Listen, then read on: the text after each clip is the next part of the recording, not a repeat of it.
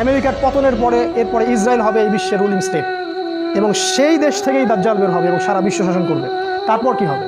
তারপরে এই মালহামাটা হবে যার কথা বললাম, অথবা এই মালহামার পরে ইসরায়েল হবে এই বিশ্বের রুলিং স্টেট।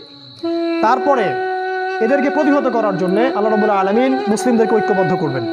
প্রত্যেকটা দেশ, প্রত্যেকটা গ্রাম, প্রতিটা জায়গায় যারা ইমানদার যুবক থাকবে, যুবকদের কথা এই জন্য বলছি তার কারণ তাদের হায়াত থাকবে ইনশাআল্লাহ, আল্লাহ চাইলে।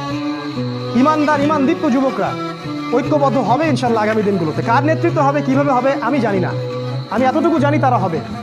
কারণ আল্লাহ রাব্বুল আলামিন তার নবীর মাধ্যমে জানিয়েছেন এই বাংলাদেশ বলেন, পাকিস্তান, আফগানিস্তান, এই পুরো জায়গাগুলো, ইন্ডিয়া, এই জায়গাগুলো থেকে যুবকদের অনেক কাফেলা আসবে এবং তারা ইমামুল মাহদির সাথে যুক্ত হবেন। আর ইমামুল মাহদিকে আল্লাহ রাব্বুল আলামিন এই উম্মার ত্রাণকর্তা হিসাবে বের করবেন, যার হাতে মুসলিমরা বায়াত করবে এবং তিনি মুসলিমদেরকে সাথে নিয়ে এদের বিরুদ্ধে যুদ্ধ করবে। এবং এই যুদ্ধে প্রথম দিকে মুসলিমরা অনেক পরাজিত অবস্থায় থাকবে, অনেক মুসলিম মারা যাবে। আল্লাহ রাসূল বলেছেন 3 ভাগে